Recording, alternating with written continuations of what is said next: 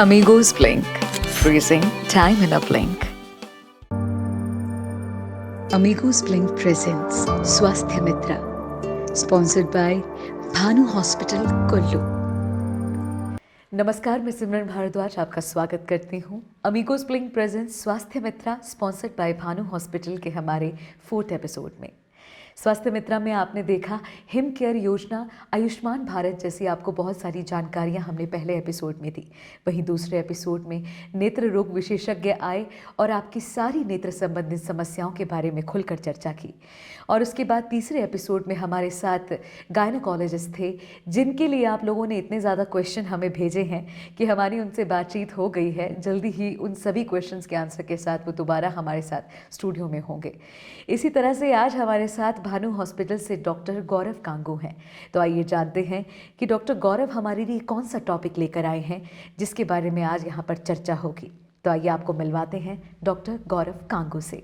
Doctor साहब, आपका स्वागत है। धन्यवाद सिमरन जी। मैं डॉक्टर गौरव कांगू आज आपके सामने जो विषय लेकर आया हूँ उसका शीर्षक है मेटाबॉलिक डिसऑर्डर्स यानी चयापचय विकार। ये तो आपने सुना ही होगा सिमरन जी कि स्वस्थ शरीर निरोगी काया। दैट मीन्स कि अगर हमारा शरीर स्वस्थ है तो संसार के सभी सुख जो हैं वो हमें मिल जाते हैं। लेकिन अगर हमारा स्वास्थ्य ही ठीक नहीं है तो संसार के जितने भी बड़े बड़े सुख होते हैं उनका कोई महत्व नहीं रह जाता है। Exactly. इसलिए ये स्वस्थ शरीर किस पे डिपेंड करता है, वो है मेटाबॉलिज्म जी।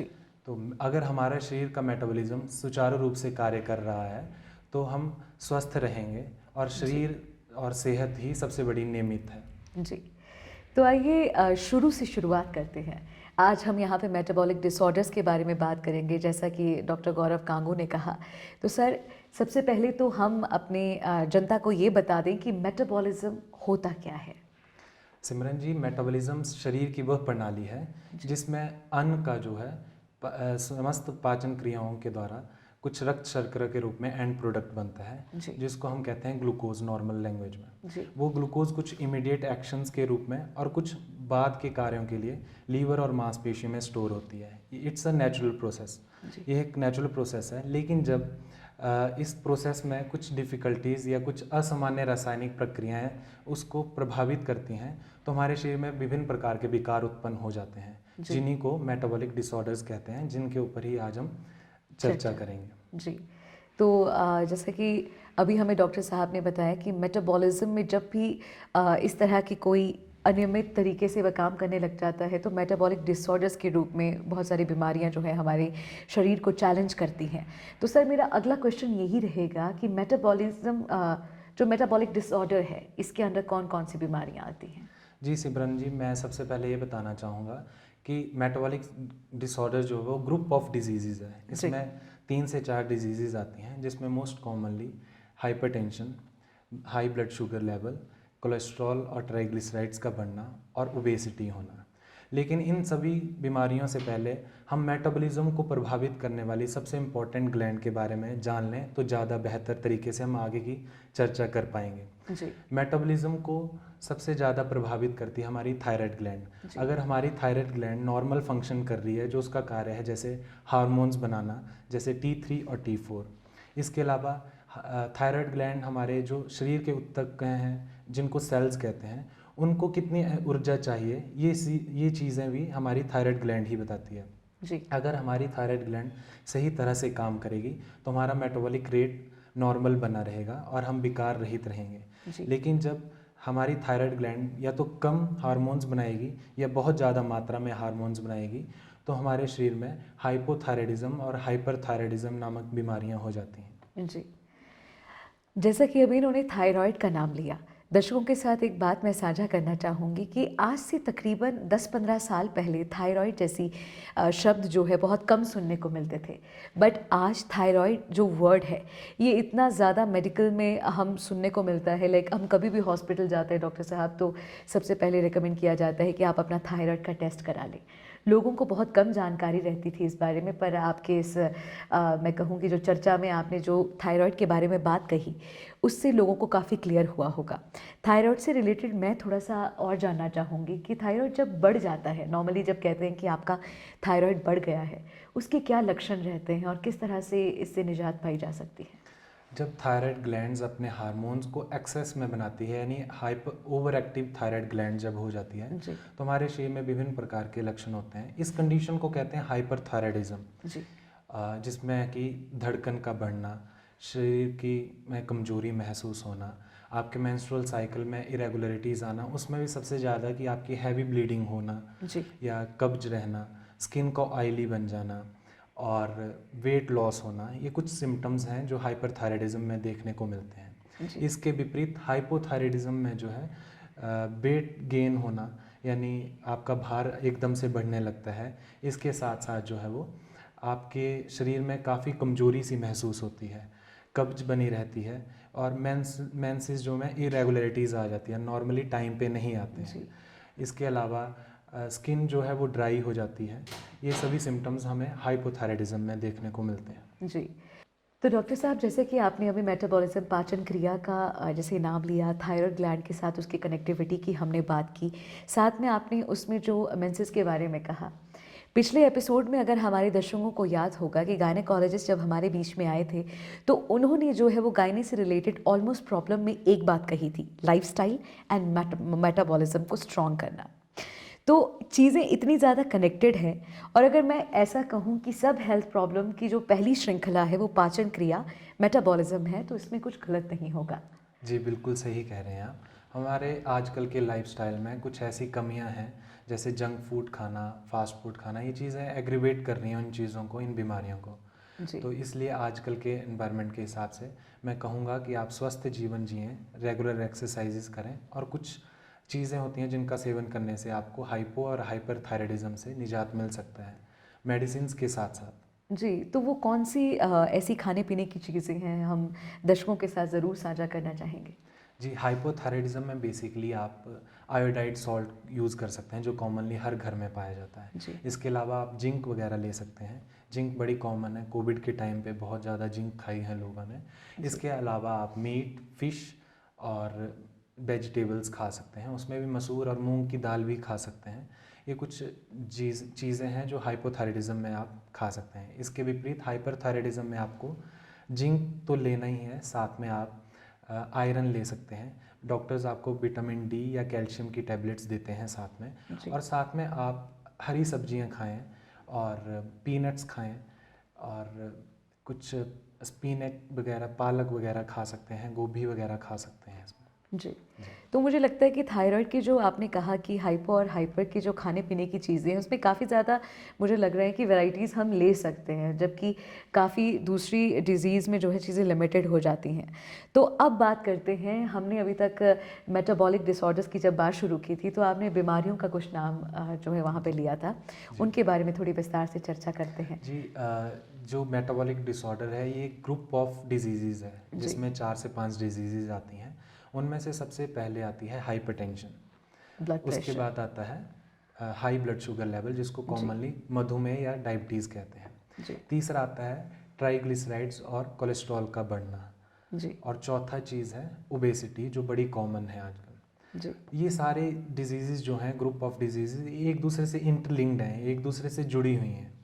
तो हम सबसे पहले बात करेंगे हाइपरटेंशन के बारे में। जी हाइपरटेंशन क्या है? शरीर की धमनियों में जब रक्त का प्रेशर बढ़ जाता है तो उसको हाइपरटेंशन कहते हैं, और इसके जो सिम्टम्स होते हैं वो बहुत कॉमन है। हेडेक होना, या फिर चक्कर आना, कमजोरी महसूस होना, ये सब हाइपरटेंशन के कॉजेज़ हो सकते हैं। हाइपरटेंशन जो है वो क्यों होता है, इसके लिए हम बता दें कि कोलेस्ट्रॉल और ट्राइग्लिसराइड्स दो चीज़ें ऐसी होती हैं जो हम खाने के रूप में लेते हैं, जी। और जब ये अननेचुरल वे में बढ़ना स्टार्ट हो जाती हैं तो ये हमारे शरीर की खून की धमनियों को जो है उनमें जमना शुरू हो जाती है।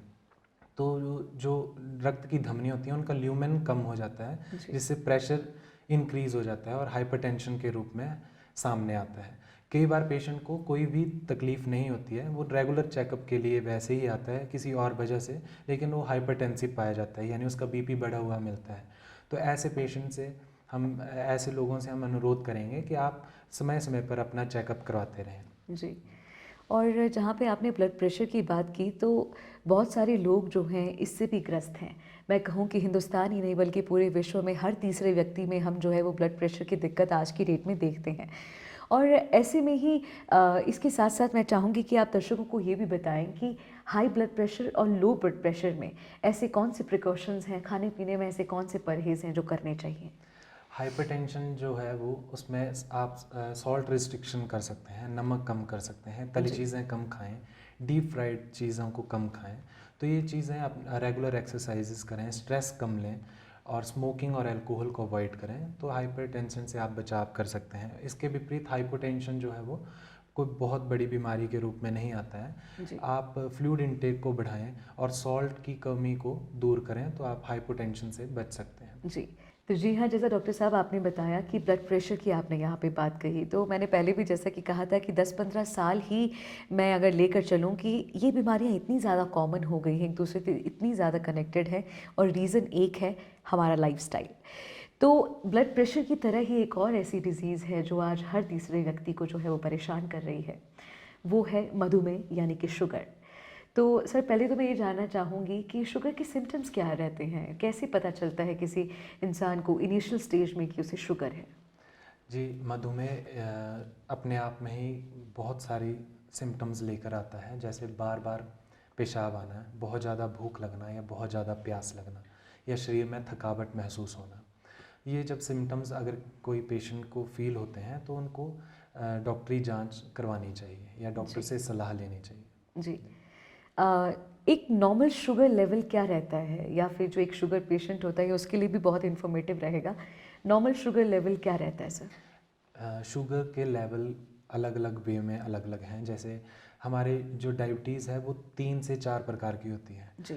एक होती है टाइप 1 डायबिटीज़, जो कि छोटी उम्र के बच्चों में देखने को मिलती है। आपने सुना होगा कि 15 साल के बच्चे को या 8 साल के बच्चे को शुगर होती है, तो उसको बोलते हैं टाइप 1 डायबिटीज़, यानी ऑटोइम्यून डिजीज़ में आती है, जिसमें हमारे शरीर में ही कुछ ऐसे चेंजेस होना शुरू हो जाते हैं कि वो पैनक्रियाज के बीटा सेल्स ऑफ लैंगरेंज जो इंसुलिन पैदा करते हैं उनको ख़त्म करना शुरू कर देता है, जी। और वो पेशेंट जो है, वो बच्चा जो है, इंसुलिन पे डिपेंडेंट हो जाता है।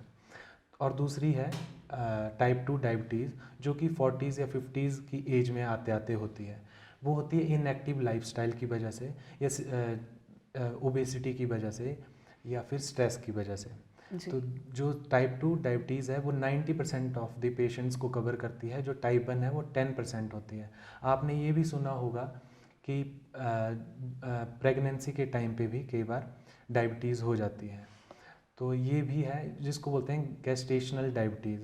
इसमें क्या होता है कि प्लेसेंटा एक हार्मोन्स बनाता है जो कि इंसुलिन रेजिस्टेंट का काम करते हैं, उससे ब्लड शुगर लेवल बढ़ जाता है। आपको मैं इन सबसे पहले एक चीज़ बताना चाहूँगा, मैं क्योंकि बार बार इंसुलिन के बारे में बात कर रहा हूँ। जी। इंसुलिन क्या है? ये हमारे शरीर में एक पैनक्रियाज ग्लैंड होती है, जो बीटा सेल, उसमें 3 तरह के सेल होते हैं, अल्फ़ा, बीटा और गामा। जो बीटा सेल्स होते हैं वो इंसुलिन बनाते हैं और अल्फ़ा सेल्स होते हैं वो ग्लूकागन बनाते हैं, और ये दोनों जब बराबर रहते हैं तो हमारे शरीर में जो है वो शुगर नहीं बढ़ती है। लेकिन जब ग्लूकागन का बढ़ जाता है और जी। इंसुलिन का लेवल हमारे शरीर में कम हो जाता है, वो चाहे पैनक्रियाज के बीटा सेल्स के इनएक्टिवेशन की वजह से होता है या हमारे बॉडी में इंसुलिन रेजिस्टेंस की वजह से होता है। जी। तो क्या होता है कि ये ब्लड शुगर लेवल बढ़ जाता है, यानी इक्विलिब्रियम जब खत्म हो गया तो हमारे बॉडी में इंसुलिन की मात्रा जो होती है कम हो जाती है और सर्कुलेटिंग ब्लड में जो ग्लूकोज का लेवल है वो बढ़ जाता है। जी। इंसुलिन वो ताला है जो सेल के अंदर ग्लूकोज को यूटिलाइज करवाता है। अगर इंसुलिन शरीर में कम होगी तो वो utilisation of glucose by cells नहीं हो पाएगी, जिसकी वजह से ब्लड सर्कुलेशन में ग्लूकोज की मात्रा बढ़ जाती है और बाद में वो हाइपरग्लाइसीमिया यानी हाई ब्लड शुगर लेवल के रूप में सामने आती है। जी। जी। तो जैसा कि इन्होंने बहुत डिटेल में बताया इंसुलिन के बारे में भी, तो शुगर में ही ये फेज़ है जब इंसुलिन भी इंटेक करनी पड़ती है, जब केस जो है वो वर्स्ट की तरफ आगे बढ़ता है। जी। तो सर मेरा जो अगला क्वेश्चन है, क्योंकि नॉर्मली शुगर की जो दवाइयाँ हैं लोगों की लाइफ में मैं कहूँ कि सांस लेने की तरह इम्पॉर्टेंट हो गई हैं। जी। लोग जो है वो शुगर की दवाइयों पे बहुत ज़्यादा डिपेंड हो गए हैं। जी। बट जैसे जैसे शुगर का लेवल बढ़ता जाता है तो वो बॉडी को क्या नुकसान करता है, थोड़ा सा इस बारे में बताएं। जी। जो हाई ब्लड शुगर लेवल होता है वो शरीर में प्रत्येक ऑर्गन को जो वो नुकसान पहुंचाता है। आप अगर खून की नाड़ों से लेके आँख के रोग हो सकते जी। हैं, पेट की बीमारियों में आ सकता है, या किसी को जख्म हो जाते हैं तो वो बहुत ज़्यादा जल्दी भरते नहीं हैं, जी। या फिर हाथ और पैर सुन्न रहते हैं। आपने सुना होगा कि शुगर की वजह से पैर में जख्म हुआ और उसकी टांग काटनी पड़ी, क्योंकि इसमें पेरिफेरल न्यूरोपैथी का रोल होता है। शुगर लेवल जो है वो नर्वस टिश्यू को बहुत ज़्यादा डैमेज करता है, जिसकी वजह से हाथ और पैर सुन्न होते हैं। जी। प्राय जो शुगर के पेशेंट्स होते हैं वो नंगे पैर जाते हैं, उनको चोट लगती है लेकिन उनको पता नहीं चल पाता। जी। तो वो शुगर, वो जख्म की वजह से जो है वो जब शुगर कंट्रोल नहीं होगी वो जख्म जल्दी नहीं भरेगा और उसमें जो इन्फेक्शन हो जाएगी, पस पड़ जाएगी और एट लास्ट वो गैंग्रीन हो जाता है, फिर उसमें पैर काटने पड़ते हैं। जी। तो मेरा कहने का अभिप्राय ये है कि बढ़ी हुई शुगर हर ऑर्गन को डैमेज करती है। जैसे आँख में ले लीजिए, ग्लूकोमा और कैटरेक्ट होने के चांसेस आपके बढ़ जाते हैं। ब्लरिंग विजन में सबसे पहले पेशेंट आता है कि मुझे धुंधला दिखाई दे रहा है। और सबसे इम्पॉर्टेंट या बस्ट कंडीशन आइज़ की होती है, वो होती है रेटिनोपैथी। रेटिना जो जहाँ पे हमारे जब हम देखते हैं तो इमेजेस बनती हैं। हाई ब्लड शुगर लेवल जो है वो रेटिना में सोजिश कर देता है, स्वेलिंग हो जाती है, उसकी जी। वजह से वो रेटिनोपैथी के रूप में सामने आता है। उसके बाद आपने कई बार सुना होगा शुगर के पेशेंट्स बोलते हैं कि हमें जो खाना खाया वो ऊपर ही पड़ा रहता है, वो पेट भारी भारी रहता है। वो इसलिए होता है क्योंकि उस कंडीशन का नाम है गैस्ट्रोपैरेसिस, जिसमें स्लो स्लगिश मूवमेंट होती है भोजन की। जो हम खाते हैं वो नॉर्मली 2 से ढाई घंटे के बीच में स्टमक से आगे आंतड़ियों में चला जाता है, जी। लेकिन शुगर के पेशेंट की ये मूवमेंट जो होती है वो बहुत कम हो जाती है और वो स्लो स्लगिश मूवमेंट की वजह से खाना जो हो पेट में स्टमक में ही रहता है और बड़ी धीमी गति से जो वो आगे बढ़ता है। जी। उसके बाद आते हैं किडनीज़ में। किडनीज़ में क्या होता है कि किडनीज़ के स्ट्रक्चर को डैमेज करना शुरू कर देता है और प्रोटीन्स छनना स्टार्ट हो जाती हैं। और एक जख्म वाला मैंने आपको बता ही दिया। जी। तो शुगर जो है वो शुगर के पेशेंट को हाइपरटेंशन होने के चांसेस भी बढ़ जाते हैं, क्योंकि बढ़ी हुई शुगर जो होती है वो हमारे शरीर की धमनियों को, जो कि जिसमें तनाव को सहने की और कम करने की या रिलैक्स होने की एक मूवमेंट होती है, वो ख़त्म हो जाती है। तो हमारी जो वेन्स और आर्टरीज होती हैं वो हमेशा तनाव युक्त रहती हैं, कॉन्स्ट्रिक्ट फॉर्म में रहती हैं, जिससे हाइपरटेंशन भी हो जाता है। जी। जी। तो काफ़ी विस्तार में आपने जो है यहाँ पे हमें शुगर के जैसे शुगर है, जब उसका लेवल बढ़ता चला जाता है तो बॉडी में बहुत ज़्यादा चेंजेस जो है वो पेशेंट में देखने को मिलते हैं। तो अगर आप शुगर से ग्रस्त हैं या आपके घर में शुगर से कोई ग्रस्त है, तो अगर आपको उनमें ऐसे कोई भी सिम्टम्स, क्योंकि क्या होता है कभी कभी हम जो है उनकी बातों को समझ नहीं पाते हैं कि वो क्या फ़ील कर रहे हैं, बट चीज़ों को समझना है और उस चीज़ को रोकना भी है। और अगर वो ऐसा महसूस करते हैं तो प्लीज़ डॉक्टर को जल्दी से कंसल्ट कीजिए, ताकि चीज़ों को जो है वो और बुरा होने से रोका जा सके। एक और चीज़ मैं आपसे यहाँ पे जानना चाहूँगी कि इसमें किस तरह का परहेज़ जो है वो शुगर में खाने पीने में, क्योंकि देखिए मेनली तो शुगर में खाने पीने का ही परहेज़ जो है वो ज़्यादा रेकमेंड किया जाता है। जी। और क्या चेंजेस वो इंसान कर सकता है अपनी शुगर को मेंटेन करने के लिए? एक तो सबसे पहले स्ट्रेस फ्री लाइफ एनवायरनमेंट को अपनाएं, रेगुलर एक्सरसाइजेज करें। अब हम बोलते हैं कि हम हर बात पे रेगुलर एक्सरसाइजेज को ले आते हैं। जी। मैं बताना चाहूँगा, कई लोग जो होते हैं वो ये बोलते हैं कि हम रेगुलर एक्सरसाइज करते हैं लेकिन फिर भी हमारे जो है शुगर का लेवल या बीपी कंट्रोल नहीं हो पाता। तो मैं उनको बताना चाहूँगा, अगर आप रेगुलर एक्सरसाइजेज करते हैं तो आपके कोलेस्ट्रॉल और ट्राइग्लिसराइड्स के लेवल कम होते हैं और इंसुलिन रेजिस्टेंस में जो कमी आती है, उसकी जो एक इंसुलिन रेजिस्टेंस की मात्रा में कमी आती है। उससे क्या होगा कि अगर आप रेगुलर एक्सरसाइजेज करेंगे तो आपके ग्लूकोज की यूटिलाइजेशन बाय सेल्स होती रहेगी और ब्लड शुगर का लेवल जो होता कंट्रोल हो जाएगा। लेकिन आप ये भी ना करें कि आप दवाइयों को छोड़ के एक्सरसाइजेज और इन परहेजों में पड़े रहें। ये पैरेलल में होनी चाहिए दोनों चीज़ें। जी। डॉक्टर साहब, इसी से संबंधित मेरा जो अगला सवाल है वो ये है कि शुगर की बीमारी से ग्रस्त जो लोग हैं उन्हें किस तरह का परहेज़ करना चाहिए खाने पीने में? क्या लेना चाहिए, क्या अवॉइड करना चाहिए? सिमरन जी, जितनी भी मीठी चीज़ें होती हैं, चॉकलेट्स, आइसक्रीम्स, पेस्ट्रीज़, केक्स और जूसेस और शरबत वगैरह, इन सबको अवॉइड करें। जी। और जो वाइट राइस होते हैं और जो बिस्किट्स होते हैं, इन सबको अवॉइड करना चाहिए बेसिकली, क्योंकि ये जी। हाई ग्लाइसेमिक इंडेक्स वाली चीज़ें हैं। हाई ग्लाइसेमिक इंडेक्स का मतलब है कि ये शरीर में जाकर एकदम से ग्लूकोज के लेवल को बढ़ा देते हैं। जी। इसके विपरीत हम जो डीप फ्राइड चीज़ें भी ना खाएं, ये भी शुगर के लेवल को बढ़ाने में मदद करती हैं। जी। दूसरी तरफ क्या चीज़ें जो है वो खानी चाहिए, हरी सब्जियां खानी चाहिए जो मिनरल और विटामिन से भरपूर होती हैं, और फ्रूट्स खाने चाहिए जिनमें एंटीऑक्सीडेंट्स होते हैं, लाइक अमरूद, पपीता, अनार ले सकते हैं। इसके अलावा आप मुट्ठी भर कैश्यू और बादाम वगैरह खा सकते हैं। दाख को अवॉइड करें, दाख हैज़ हाई ग्लाइसेमिक इंडेक्स। इसके अलावा आप कुछ सीमित मात्रा में भी चीज़ें यूज़ कर सकते हैं, जैसे उपयोग कर सकते हैं। 1-2 कप चाय ले सकते हैं दिन में, दूध पी सकते हैं फैट फ्री, और जूसेस कौन से ले सकते हैं आप, करेले का जूस, घिए का जूस ले सकते हैं, आंवले का जूस ले सकते हैं। ये चीज़ें जो है वो आप ले सकते हैं। जी। जैसा कि मैंने कॉमनली देखा है लोगों में, जानकारी की कमी की वजह से लोगों के दिमाग में रहता है कि उसे तो शुगर की बीमारी है, मुझे तो शुगर की बीमारी है, तो शायद सिर्फ मीठा अवॉइड करना है। ऐसा बिल्कुल भी नहीं है। डॉक्टर साहब ने आपको इतनी सारी चीज़ें यहाँ पर बताई हैं। किन चीज़ों का इस्तेमाल किस मात्रा में करना चाहिए ये भी बहुत ज़्यादा ज़रूरी है, तो सभी शुगर के मरीज़ इसका भी विशेष ध्यान रखें। ऐसे में सर एक और मेरा सवाल है, ये काफ़ी मेरा मतलब अपना मेरा सवाल है, क्योंकि मेरे घर पे भी जो है वो शुगर से ग्रस्त मेरी माता जी हैं, तो ये मैं जानना चाहती हूँ कि शुगर फ्री की जो टैबलेट्स रहती हैं वो बहुत ज़्यादा पॉपुलर है। लाइक लोग कहते हैं कि ठीक है शुगर नहीं ले सकते तो क्या हुआ, शुगर फ्री की टैबलेट्स ले लेते हैं। ये कब तक सही है, या सही भी है या नहीं? देखिए, थोड़े समय के लिए अगर आप करना चाहते हैं इनको उपयोग तो कर सकते हैं, लेकिन ये बाद में ओबेसिटी को इंक्रीज़ करती है, भार को बढ़ाने में मदद करती हैं। इसलिए जहाँ तक हो सके आप फीकी चाय या इन चीज़ों का इस्तेमाल ना ही करें तो ज़्यादा बेहतर है। जी, लाइक वेरी ओकेजनली अगर आप कभी शुगर फ्री यूज़ कर रहे हैं कभी ले सकते हैं, लाइक बट कंटिन्यूसली उसे भी नहीं लेना है।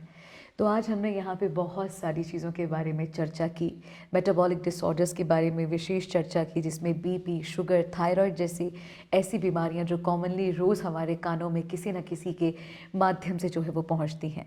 पर फिर भी आज डॉक्टर साहब से बात करके मुझे लगा कि हमें जानकारी की कितनी कमी है। हम अभी भी इन चीज़ों को बहुत ज़्यादा लाइटली लेते हैं, अपने लाइफस्टाइल को जैसा है वैसा ही रखने में विश्वास रखते हैं, बट चीज़ों को सच में बदलने की ज़रूरत है।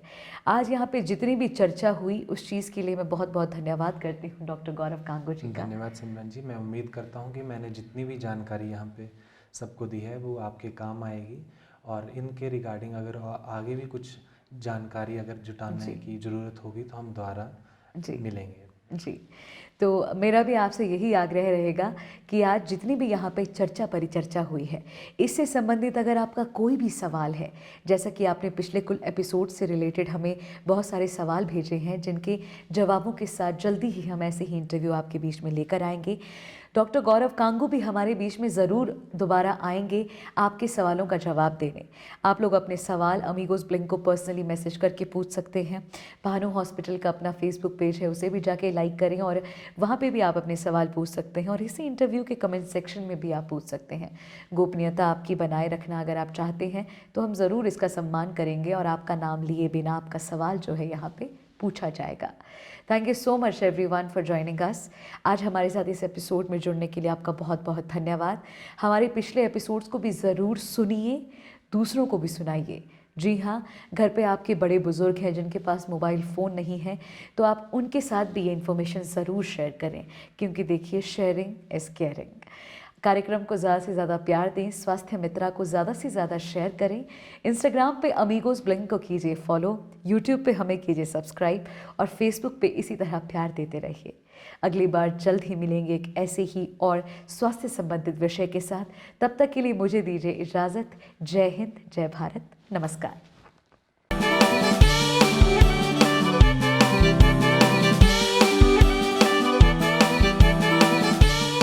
Amigos Blink, freezing time in a blink.